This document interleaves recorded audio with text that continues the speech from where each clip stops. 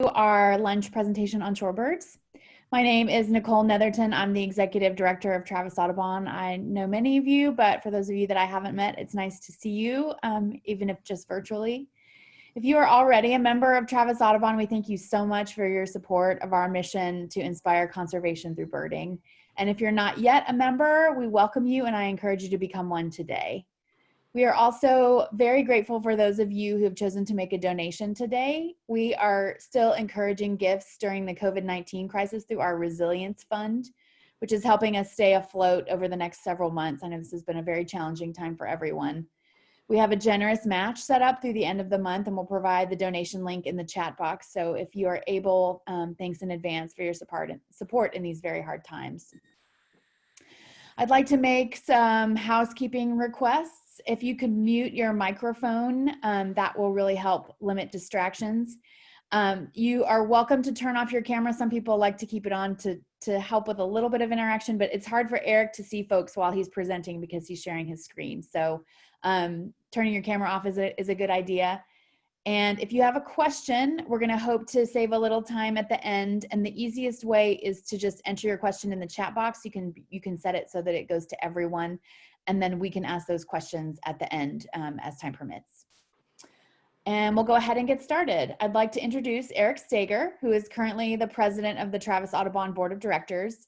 And he also works as an environmental scientist for Austin Energy. Eric has been birding since he was 13 years old, which is only really 10 years ago. So it's very impressive how much he's learned in such a short time. And he's been leading field trips for Travis Audubon and teaching classes since 2006. And he is a co-instructor for the very popular Shorebird Identification and Be a Better Birder classes. So we're really pleased to welcome him here today, and I'll hand it over to Eric. Thanks so much. Great, thanks, Nicole.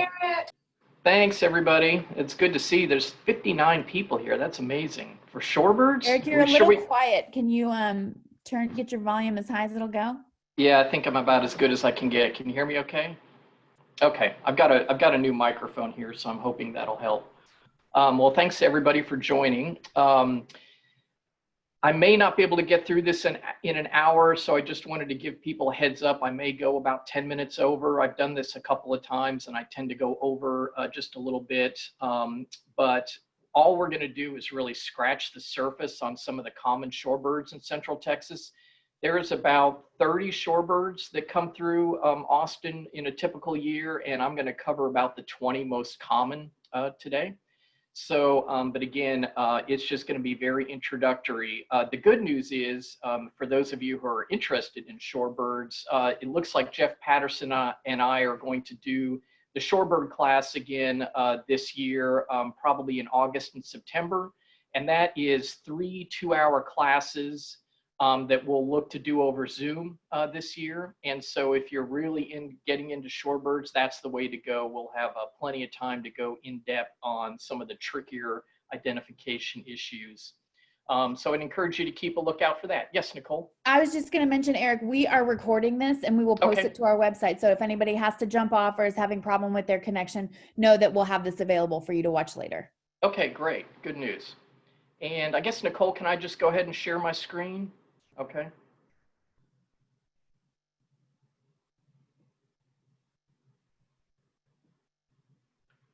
And I hope that you all can see this. All right, look good to everybody? Yes. Excellent. Well, before I get started on Shorebird ID, I have a little bit of introductory material that I think will be helpful, especially for people who are beginners or people who, many birders are just intimidated by shorebirds. And I think the reason for that is most birders, when you see a bird that you're not familiar with and you're trying to identify it, most birders tend to look first for some kind of a plumage field mark, some kind of a prominent field mark that is kind of a shortcut to identification.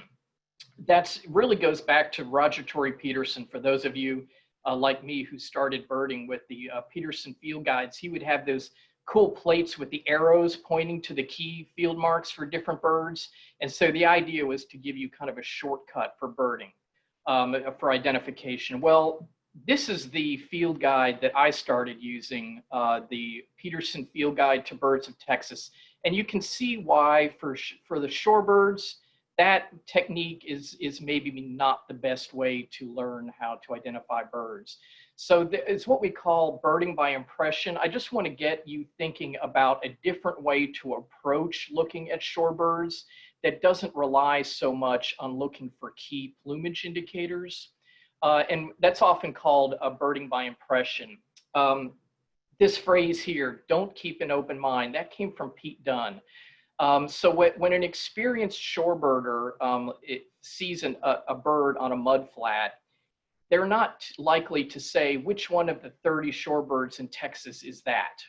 Because of their experience and knowledge of where they are and what the seasonality is, the idea is that you simplify the question by narrowing down the different candidates. And so, you know, birds are creatures of habit and habitat. So you want to look, of course, at where is the bird, what kind of habitat they're in. Range, if you're in Austin, that really cuts down the number of possibilities. And then seasonality is very important because we only have 2 breeding shorebirds in the Austin area. So most of these birds pass through in the spring or fall.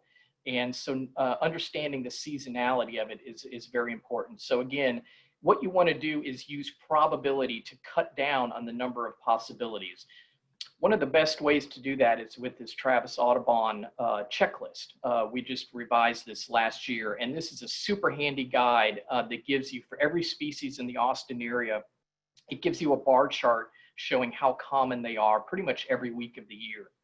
So if you don't have one of these, I would definitely encourage getting one of these. Of course, eBird has a lot of this information too, but this is handy because you can keep it in your pocket and use it to narrow down the different possibilities, okay? So we want to use seasonality to simplify the question. Then the next thing I want to look at is more, instead of focusing on plumage first, is look at more of the overall size and shape of the bird, generally in comparison with nearby birds if you can. And then focus on the structure of the bird, and we'll be talking a lot about that today. So we want to look at things like, of course, you always want to look at the bill. Is the bill long or short in relation to the head? Is it straight or is it curved? Okay, we want to look at the overall body contours. Is the bird tall or short? Does it look stubby or does it look stretched out? So we want to use these kind of structural characteristics to try to get to the right group. Okay, so we want to determine, is this bird, is it a sandpiper or a plover? Okay, is it a phalarope or a snipe? Okay, so we're going to use these overall size and shape and structural characteristics to try to put the bird in the right group. Then is when we start to look for things like plumage characteristics to make that final diagnosis on that identification. And I'd also like to encourage people to always look at behavior too, especially when you have an actively feeding shorebird.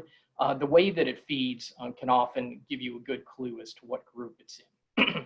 So that was just a brief introduction to try to get you, I guess, in the right mind frame to try to make this more intimidating group of birds hopefully make a little bit more sense because they are kind of all little brown birds, right? So any questions about that? I want to also mention, even if you don't ever get into shorebird identification as your thing, and there's certainly, you know, it doesn't make you a bad birder if you just don't really get into shorebirds. But I would like, I'm hoping that you come away with this with some appreciation for what amazing birds these are. Shorebirds, for the most part, have these incredible migrations. Some of the most impressive migrations of any birds in the world are made by shorebirds. Almost all the shorebirds that we see in Austin breed in the Arctic, and many of them winter in South America. So they just have these incredible migration patterns, and they will pass through Austin, you know, often for just a couple weeks out of the year. This picture here is from the Copper River Delta in Alaska. These are mostly Western Sandpipers and Dunlins in just absolutely impressive numbers here.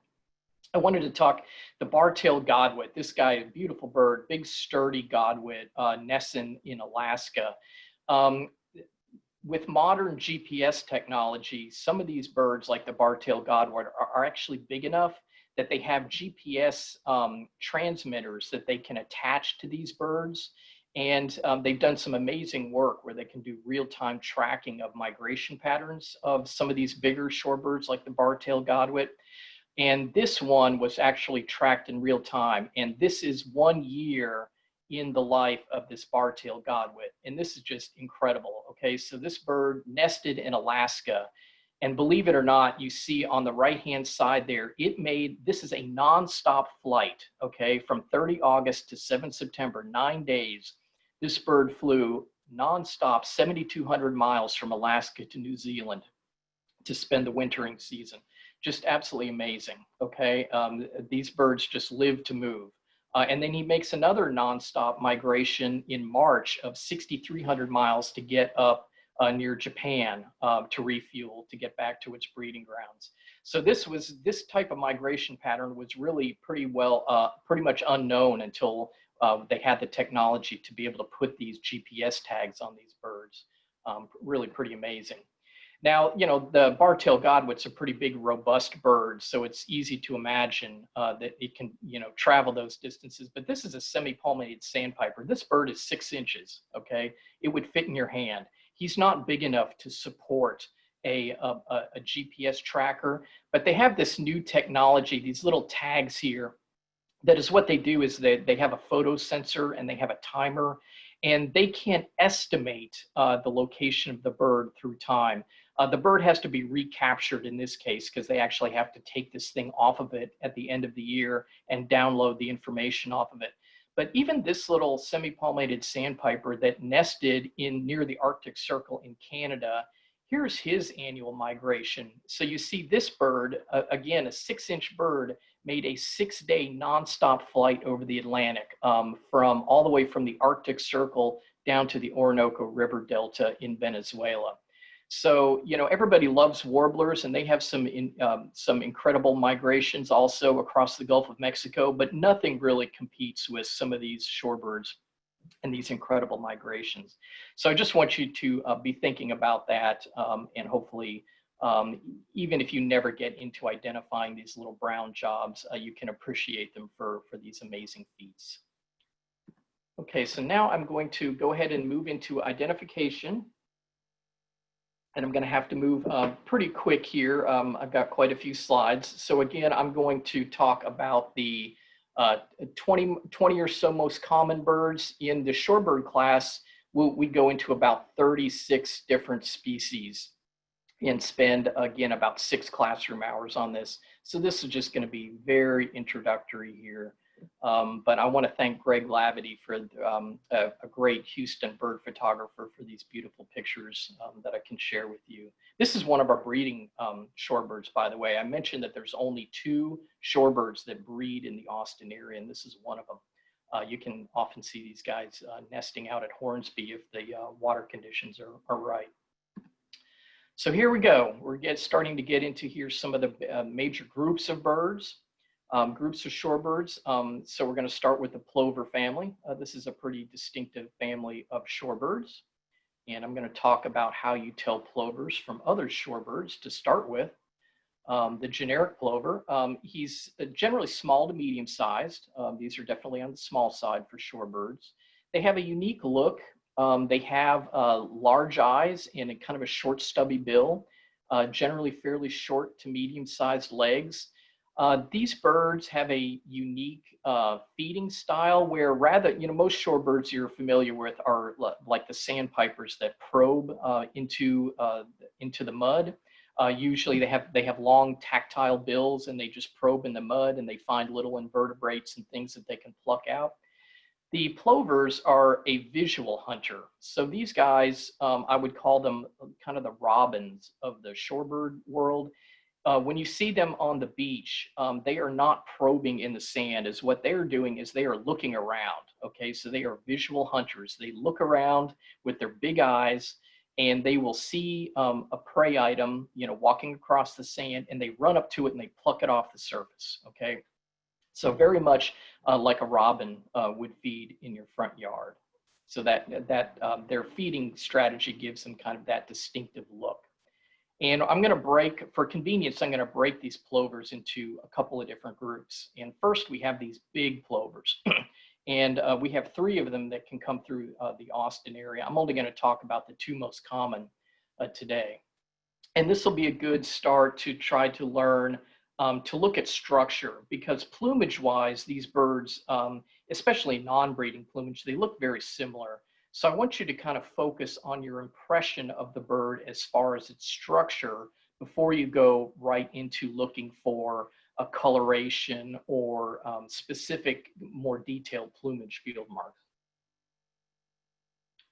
So the first one on our list here, so just what's your impression of this bird?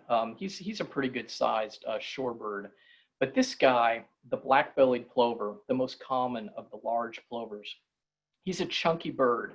He's got a big head, he's got a thick neck, a heavy bill. He's kind of stubby.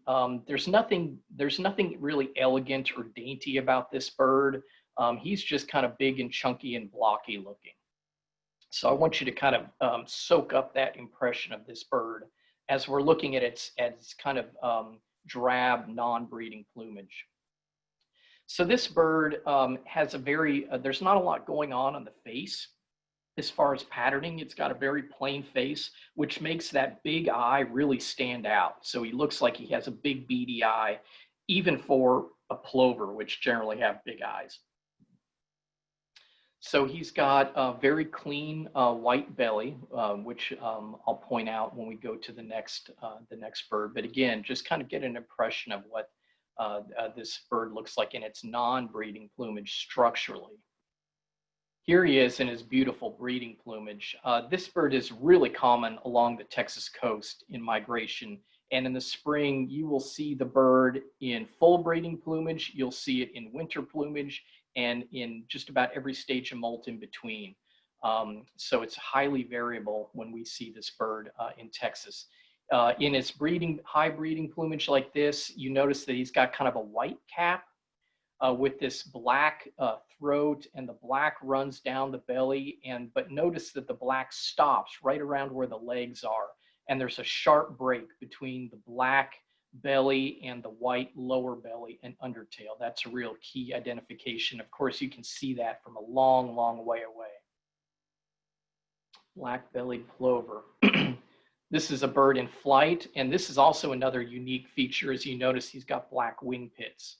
So when you see this bird in flight, that's diagnostic if you can see the black wing pits as he flies by. He's also, you notice he's got a white rump. Now this is the other one that I wanted to point out, and I hope you can see right off the bat some of the structural differences between this bird and the black-bellied plover. This bird actually has, to me, quite an elegant look to it. He's very long and slender. He's got kind of a small looking head instead of that big blocky head. He gives me the impression of a mourning dove, and I'm hoping that you can see that with that. He's got kind of a longer, slender neck with a smaller head. Look how long those wings are.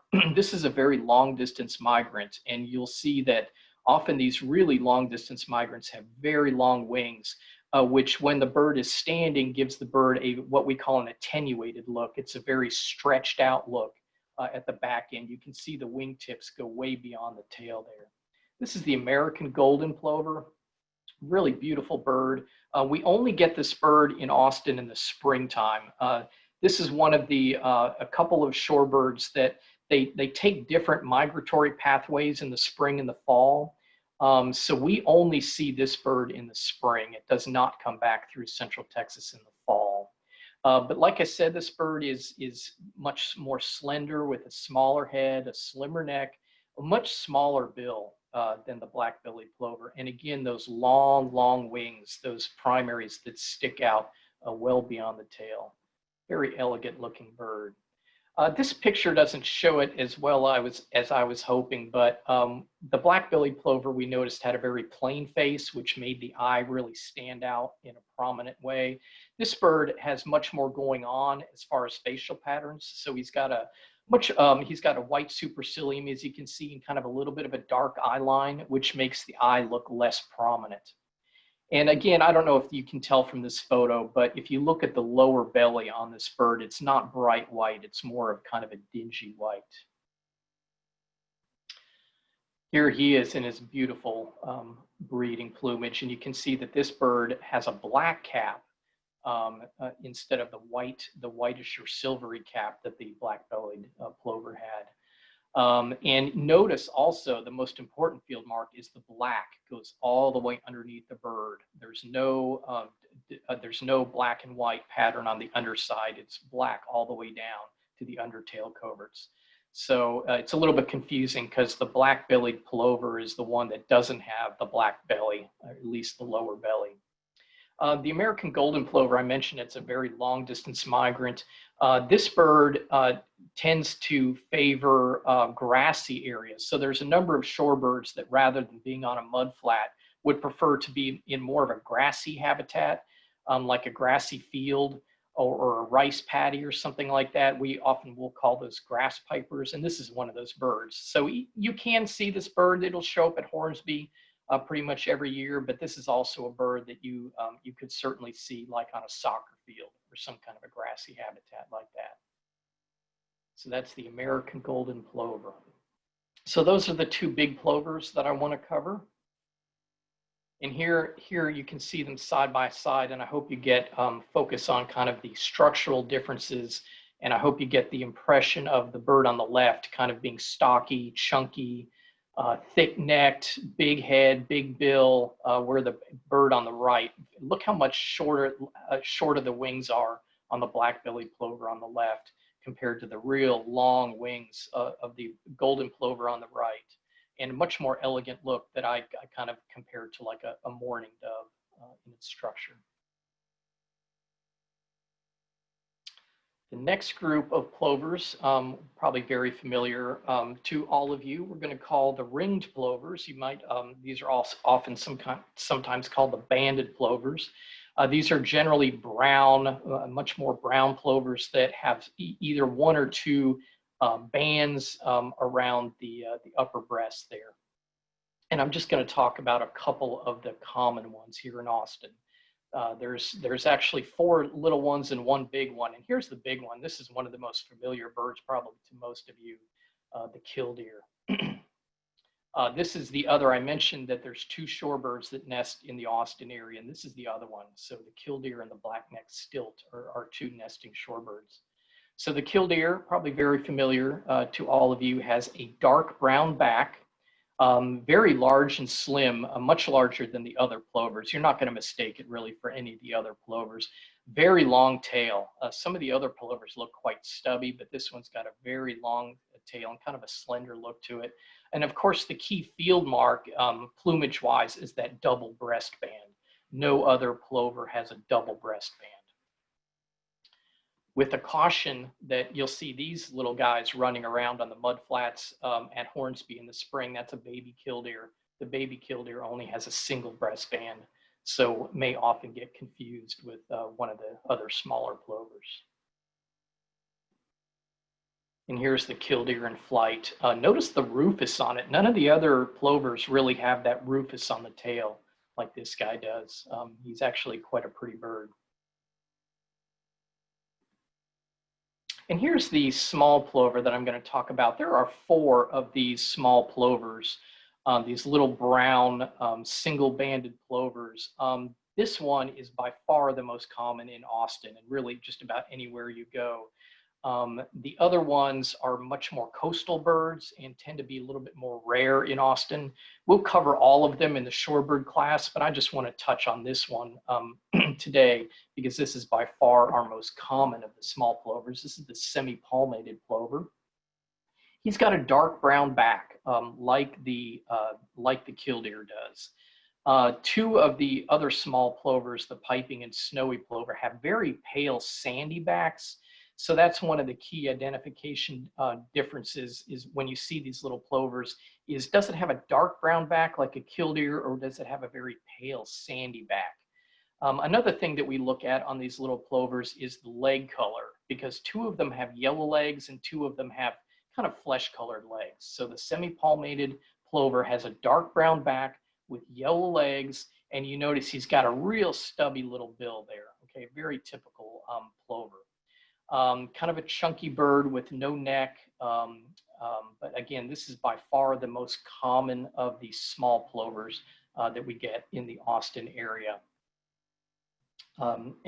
Snowy and piping show up annually, but they're much more pale. So if you're out birding and you see a little plover that's very pale, it's probably one of those other birds. So that's the Semipalmated Plover.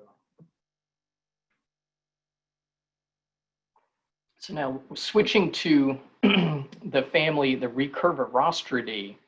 Recurved means upwardly curved, and you can see why they named the family because of its upwardly curved bill here. And of course, you're probably familiar with this bird just by silhouette as an avocet. No other shorebird has that kind of bill pattern. So here's a real favorite. This guy's a crowd pleaser. Again, this is one of our nesting shorebirds here in Austin. Very beautiful bird, the black-necked stilt. There's just no mistaking those stilt legs. No other bird really comes close to having legs like that. And they're bubblegum pink, even to make it easier.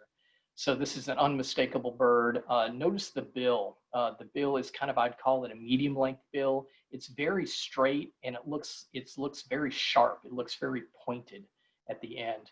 But otherwise, it's a very slender, slim bird with a long neck and a small head. But in all plumages, he's got that unmistakable sharp black and white pattern. This bird, again, if the water levels are right, it'll nest around Hornsby. I don't think that they are nesting there this year. I was not able to find any a couple weeks ago. Another example of this these guys can wade out, obviously, into some pretty deep water. And they're unique in flight too, with their long pink legs trailing behind them. And a lot of birders like to call them marsh poodles because they go yip, yip, yip, yip, yip, yip, yip, like a little dog. So that's the black-necked stilt. And closely related to the stilt is this beautiful bird, the American Avocet. Absolutely gorgeous. Also has very long legs, although proportionally not quite as long as the stilt. He's a little bit more chunky in the body, but he also has a very slender neck and kind of a smallish head. But look at that bill. Nothing else has a bill like that. It's long, it's longer than the length of the head and distinctly upturned at the end. They have kind of a unique feeding strategy where they use that long upturned bill. Bold black and white pattern on the body in all plumages, and in breeding plumage, of course, has that beautiful head. Here's what they look like in their non-breeding plumage. Still very unique, even without the beautiful buffy head. You just can't mistake that bird. We get these birds sometimes in big numbers at Hornsby Bend during migration. That's always a real treat. If you go to the upper Texas coast in the spring, to the Bolivar Flats area, you can often see these birds by the thousands, sometimes in the tens of thousands. And here he is in his just gorgeous breeding plumage with that cinnamon head and neck.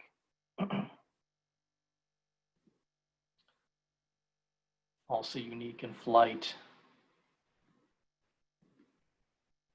Okay, now we're going to jump into the biggest family of shorebirds, the sandpipers. These birds here, these are dowitchers taken on the Texas coast.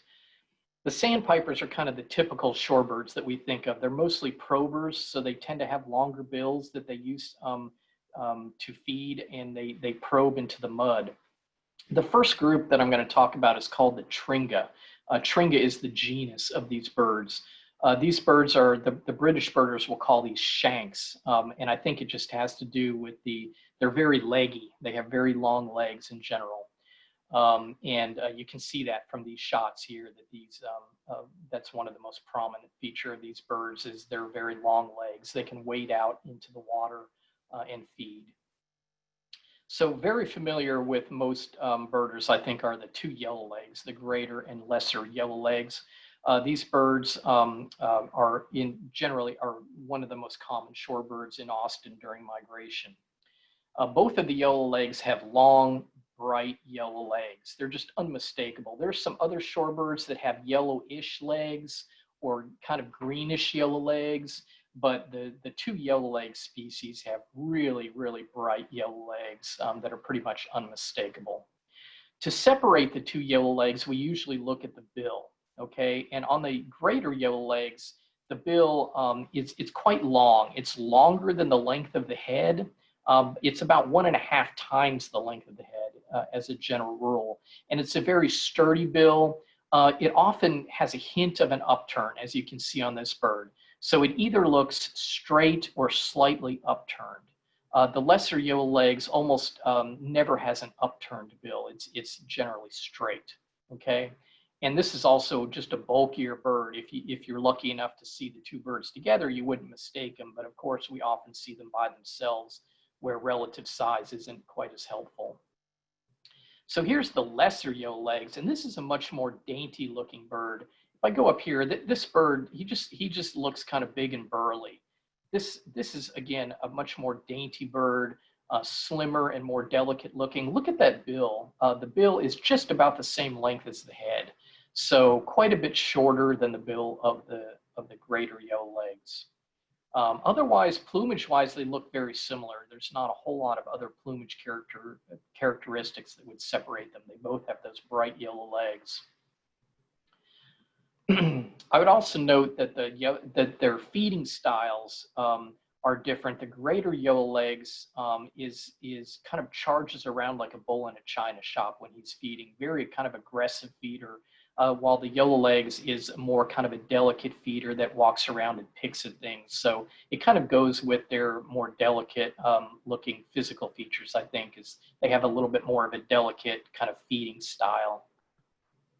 And both yellowlegs have a prominent white rump, and so when you see them in flight, you'll often see flocks of these fly by the ponds, and you can tell that they're yellowlegs by that white rump generally, and of course the long yellow legs sticking out. Lesser yellowlegs, and here, if you're lucky enough to see them side by side like this, you can see the differences in the feature.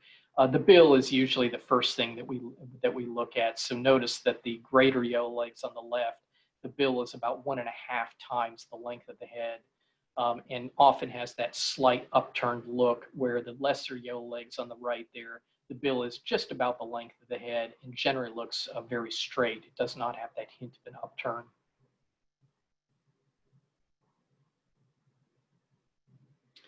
And here's another Tringa, and this one is often kind of a confusing bird. And he's got, the first thing you may notice plumage-wise is that bold white eye ring. Because this bird, he's a pretty dark bird. He's much more of a dark, kind of an olive brown color on the back compared to the yellowlegs. He's in the same genus as the yellowlegs, but I think you're actually more likely to mistake this bird probably for a spotted sandpiper. He does have kind of greenish yellow legs, but again, I don't think you would mistake it for a yellowlegs because they're just not bright yellow like that. But true to his name, the solitary sandpiper is generally solitary. He's generally by himself and often does not like to associate even with other shorebirds of different species. So instead of being on like a mud flat or a beach, these guys often like to hang out around like quiet little pools, little ponds where they're kind of the only shorebird around. So that's helpful in identification. But again, compared to the yellowlegs, that bold eye ring really stands out, and kind of the general darkness, as the back just kind of looks dark with like little white spots on it. And if you notice right at the bend of the wing here, he's really dark, and that often stands out. And that's one of the field marks that I often look for on solitary sandpiper is that kind of extra dark little area there right at the bend of the wing. He's also got a dark breast with kind of a dark breast band of streaks with a bright white belly.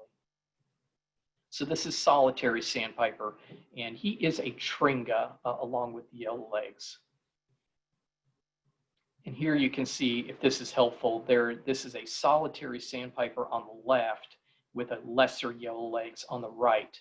So superficially they're similar, but notice the leg color is very different. And notice how the solitary just kind of looks overall dark with some little white specks. Again, you see this very dark at the bend of the wing and much more of a prominent eye ring than the Yellowleg shows. This is the bird I think you're probably more likely to confuse with the solitary sandpiper.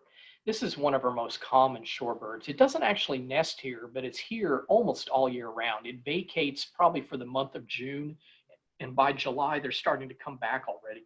I think they nest as close as Arkansas. So this is not so much of the Arctic breeder like some of these others, really long distance migrants. So it's a very common shorebird, and you see it in a lot of different habitats.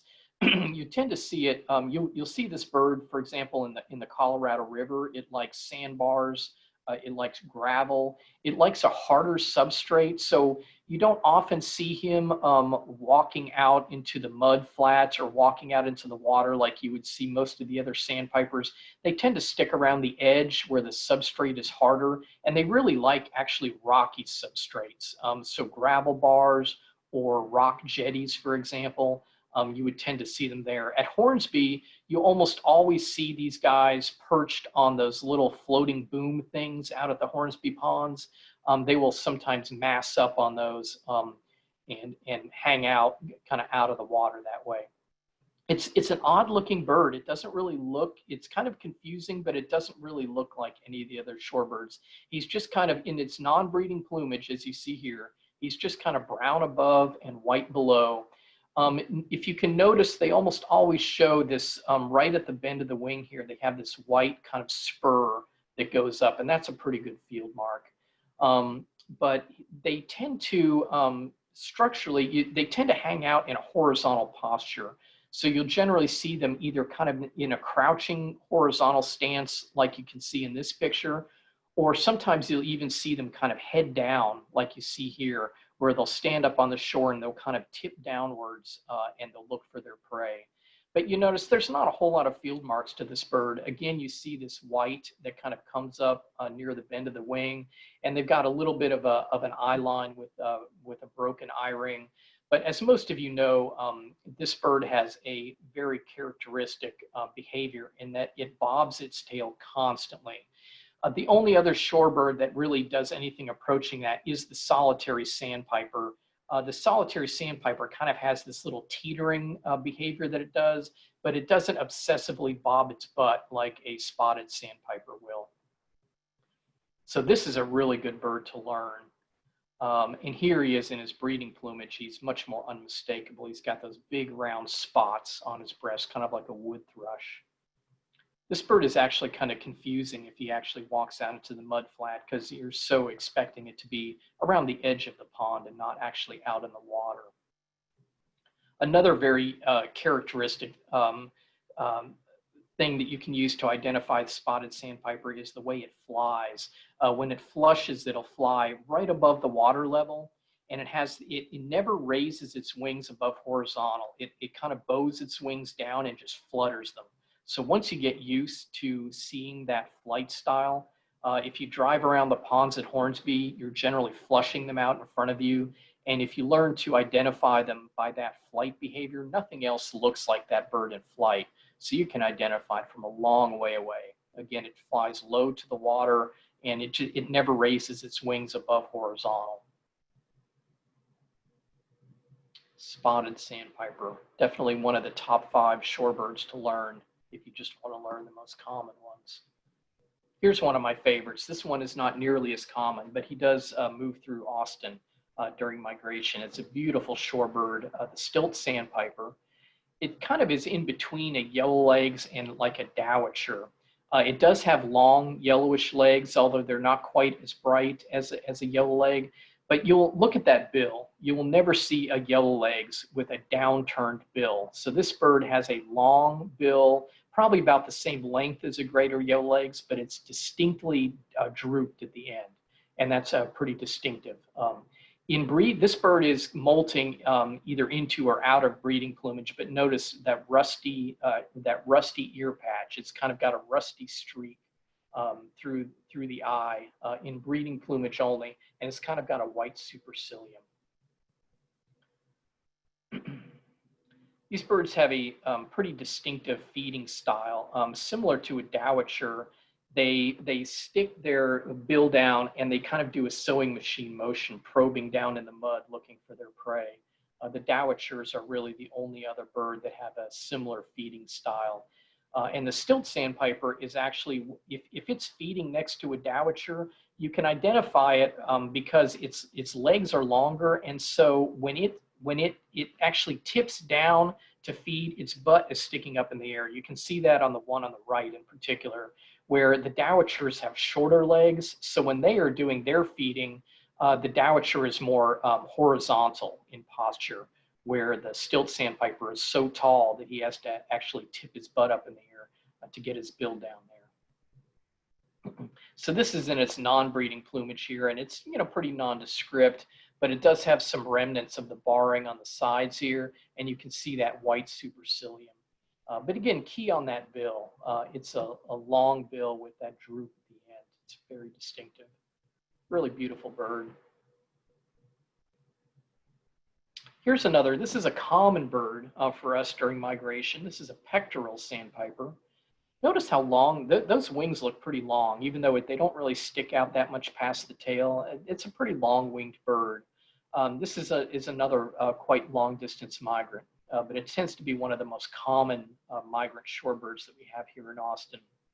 One thing that you may notice about it compared to some of the other shorebirds is how brown it is. The tone of the bird, where a lot of these birds are more kind of grayish or olive brown, this one is a real true kind of a real rich brown color on the back, which not too many other shorebirds share. So it's got that kind of that brown look, and he's also got yellowish legs, and we'll talk about that later. But this bird is bigger than a peep, but we're going to be talking about the peeps here shortly. And he kind of looks like an overgrown least sandpiper because of his kind of brown coloration and his yellowish legs. You wouldn't mistake him for a peep because he's quite a bit bigger than the peeps, and he's actually got a neck. Most of the peeps, they don't even have a neck. And here's the most distinctive kind of traditional field mark for the Pectoral Sandpiper. Is he's got this streaked breast, and the streaks end in this very sharp demarcation at kind of the middle of the belly there. So that's generally the traditional field mark that you look for on the Pectoral Sandpiper.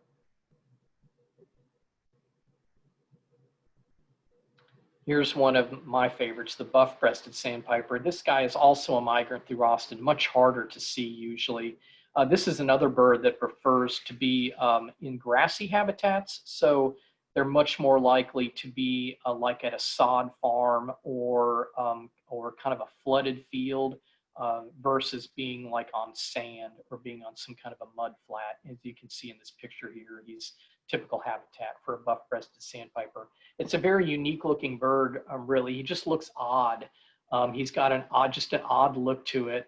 He's got this very square head with a very short but kind of downwardly curved bill. Notice how prominent the eye looks, again, because there's really no other, nothing else going on in the facial pattern. So it makes the eye really stand out. The key for this bird is that he's very buffy overall. Kind of a plain buffy with that very prominent eye. Really unique looking bird.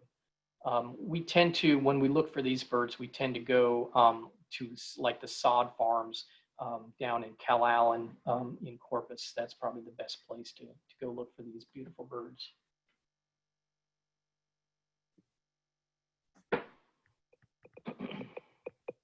This is another one of what we call the grass pipers, the Upland Sandpiper. This bird used to be actually called a plover, even though he's not even closely related to the plovers. Another very unique looking bird with that really long neck with a small head perched on top. And they stand very upright. So they often stand in tall grass, and all you can see is that head sticking up. They're known for perching on fence posts, like barbed wire fence posts near fields. Long tail, just a very unique looking bird. Hornsby is a good place to go look for these birds, but often you would look for them like around Platte Lane out in the fields rather than looking for them around the ponds.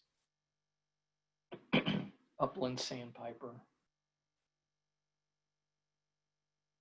Another kind of an odd looking bird. This is in its winter plumage. This is the Wilson's Phalarope, one of my favorite shorebirds again.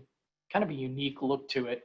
He's very plump, but it's got a very kind of an elegant look to it. Look at that bill. It's a medium length bill, but it is super needle thin. It looks like you would poke your eye out with that thing. And that's pretty unique for the Phalaropes. He's very bright in the winter. In his winter plumage, he's one of the whitest of all the shorebirds, very bright white. We often see these birds at Hornsby, for example, in big flocks. And instead of feeding in the mud flats, they tend to be out in open water. So they will actually swim out in the water, kind of like a rubber ducky, and they will swim and kind of do little spirals out in the water. It's really neat to see. So this bird is kind of similar to an American avocet in that they're often seen out actually swimming in the open water while they're feeding.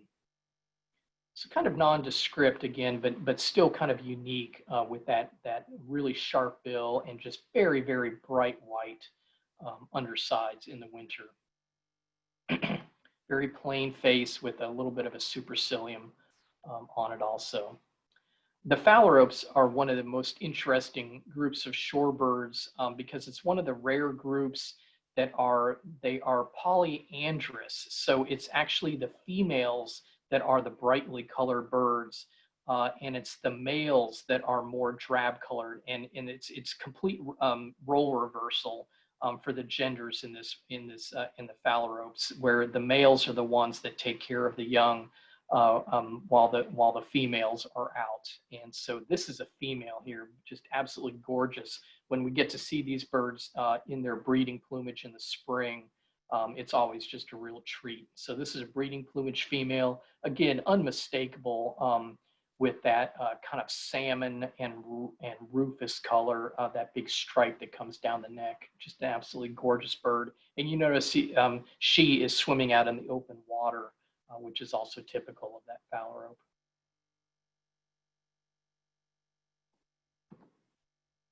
And now we get into it here with the Peeps.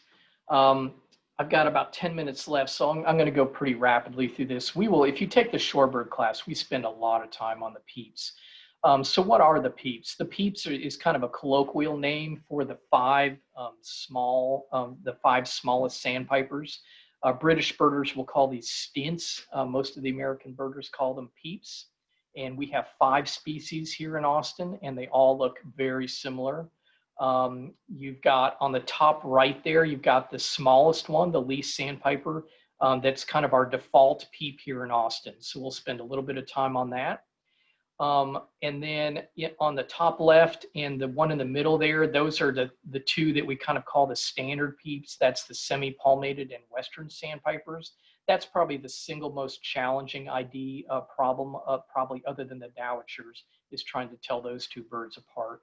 And then on the bottom left and right is you see the 2 long-winged Peeps. These guys are quite a bit bigger than the other Peeps. They're almost as big, but not quite as big as a Pectoral Sandpiper. So you might not even really consider them Peeps because they are quite a bit bigger. But those 2 guys on the bottom have really long wings, and you can see the wings stick well out past the tail. And like I mentioned before, why do they have really long wings? Because these have really, really long migrations.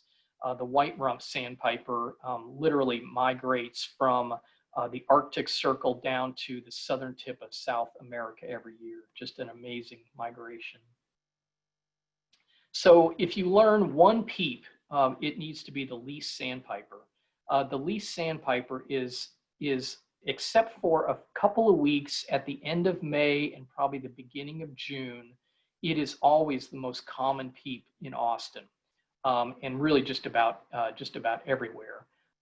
So it's the default Peep. So really, if you see, and sometimes you'll see these birds by the hundreds, when you see a big flock of Peeps, you can pretty well assume that they're almost all least sandpipers, and the trick is to sort through them to try to find something that looks a little bit different. Okay. The standard field mark that you hear for least sandpiper is that they have yellow legs, and that's certainly true. If you see a small sandpiper with yellow legs, that's a least sandpiper. None of the other small sandpipers have yellow legs. However, the yellow legs can be surprisingly hard to see because these are little tiny birds and they're often covered in mud on their legs, so it's difficult to see those yellow legs. They tend, Pete Dunn calls this the peep with dry feet because they tend to be up a little bit higher on drier ground than the other peeps. They don't seem to want to wade into deeper water like most of the other peeps. Like I mentioned for the Pectoral Sandpiper, this bird is generally very brown in color, where most of the other peeps have more of a grayish, kind of a cast to it, more of a, I guess, a cool color, where this one is a more warmly colored brown. And one of the keys that's really helped me, if you're scanning through a flock of peeps and you're trying to pick out something different, notice that the least sandpiper here on the right, it's got almost no white from the breast around the head. It's generally very dingy looking and has very little bright white highlights, where almost all the other peeps are going to have significantly more white on the breast and on the head. So that's a good way when you're scanning across a big flock of these guys, is to look for ones that just look whiter, that have more white on them and are not quite as dingy as the least sandpiper. The bill on the least sandpiper, you can see it's slightly down curved and it's very fine at the tip. When we look at peeps, the bill is very important. And so in our shorebird class, we spend quite a bit of time looking at the bills on these birds. So you can see here, slightly drooped, very finely tipped, kind of spindly little legs, often crouches down while it's feeding. So again, this is the bird, this is the sandpiper that you really want to learn. Always the most common one in Austin. And here you can see, I think this is taken in Alaska, but on the left, that bird is a Semipalmated Sandpiper, and on the right, you see a least Sandpiper. Notice the difference in the coloration. If you can really see it here, I think.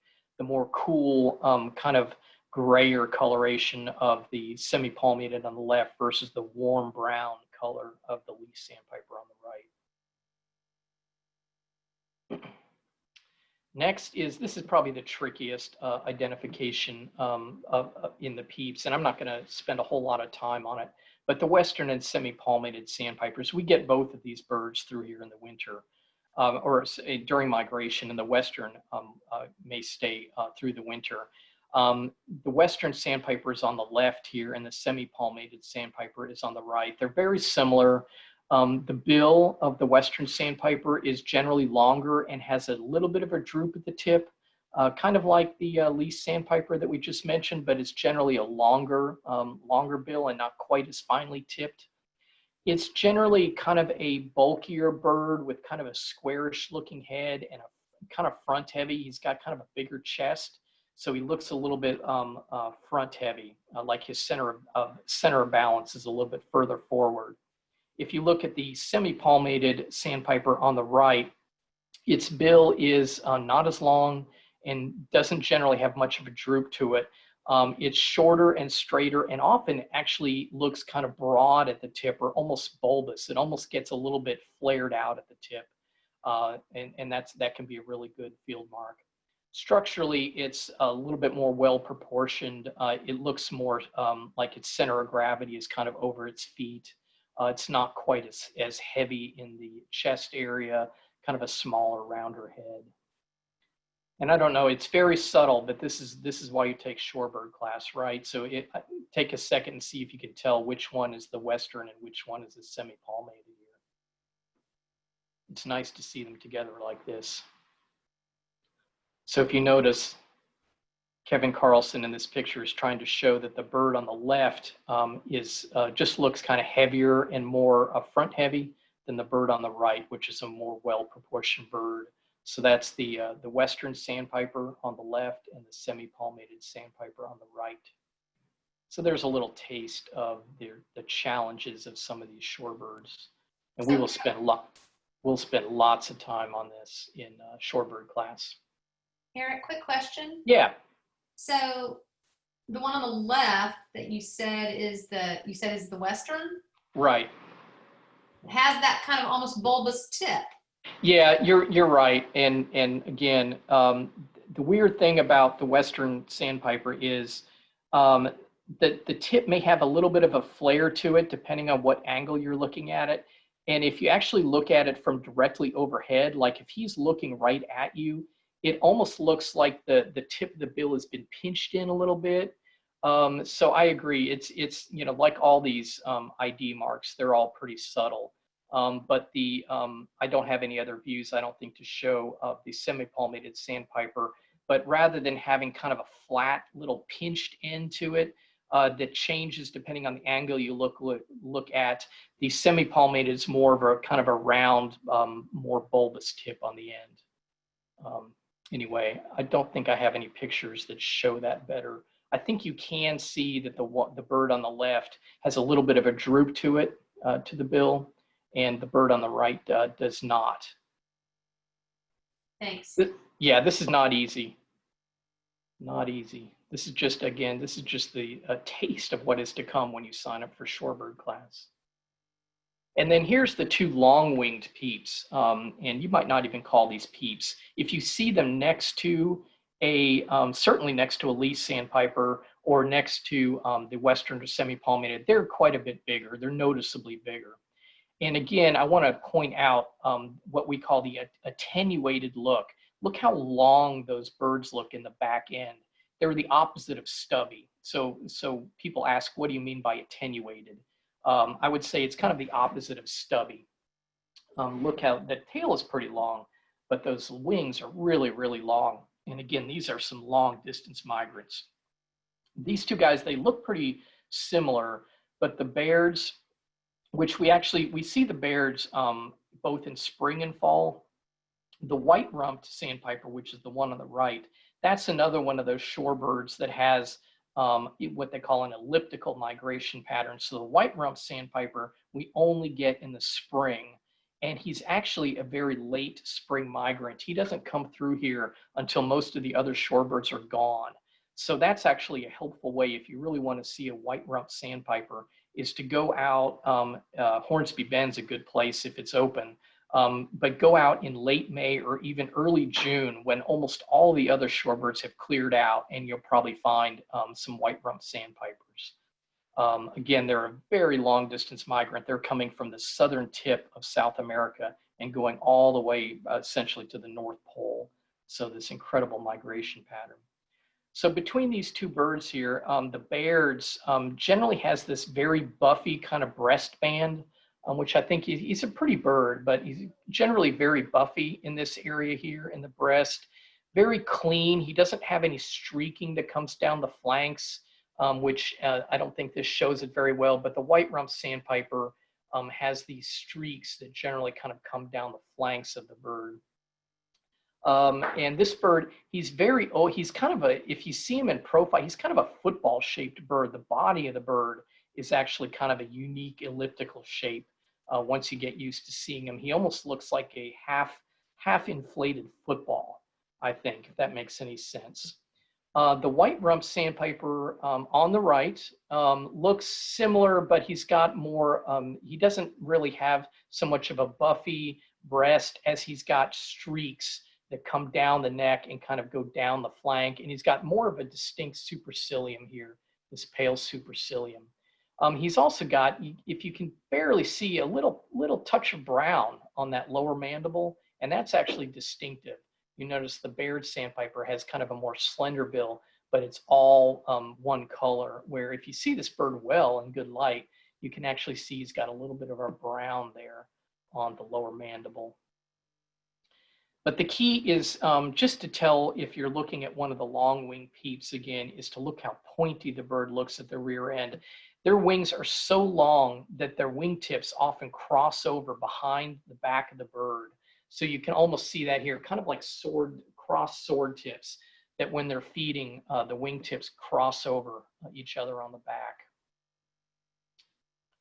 Really cool birds. And this here, you can see the size difference. So that's a white-rumped sandpiper on the left. Again, notice the long wings. Plumage-wise, it looks pretty similar to a semipalmated sandpiper, right? But the size difference is pretty noticeable there. And usually when we see these birds, they're going to be in a flock. So you're going to have some other birds to compare it to.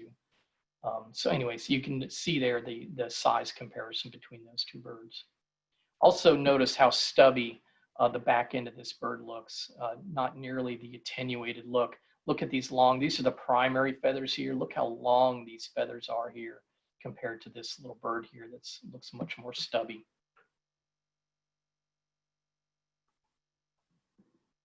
All right, guys, we're getting close to the end here, and I'm just gonna plow through these. The dowitchers are one of my favorite groups of birds, but probably the single most difficult identification problem is telling the two dowitchers apart. But how do you know if you're looking at a dowitcher? Well, they're a very chunky bird, very stout body, very short-necked, a long snipe-like bill. Okay, that's very distinctive of both of the dowitchers. They have this unique feeding style where they probe like a sewing machine. They put their heads down in the water with their bills vertical, and they go up and down like a sewing machine. I mentioned the Stilt Sandpiper has kind of a similar feeding style, but it's pretty unique feeding style here.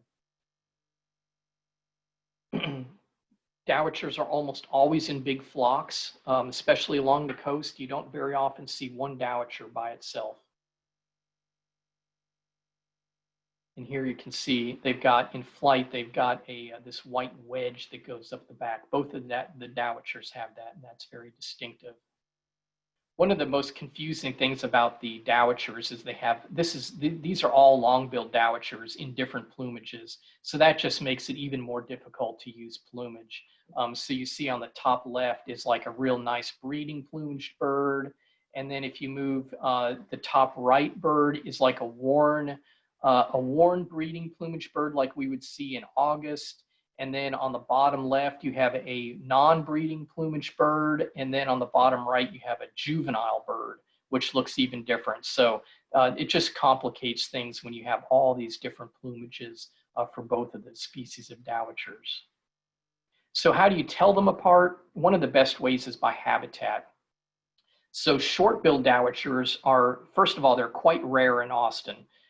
If you see a dowitcher in Austin, it's much more likely to be a long-billed dowitcher, although we do get short-billed dowitchers occasionally, usually juvenile birds in the fall. But the short-billed dowitcher has a very strong preference for salt water.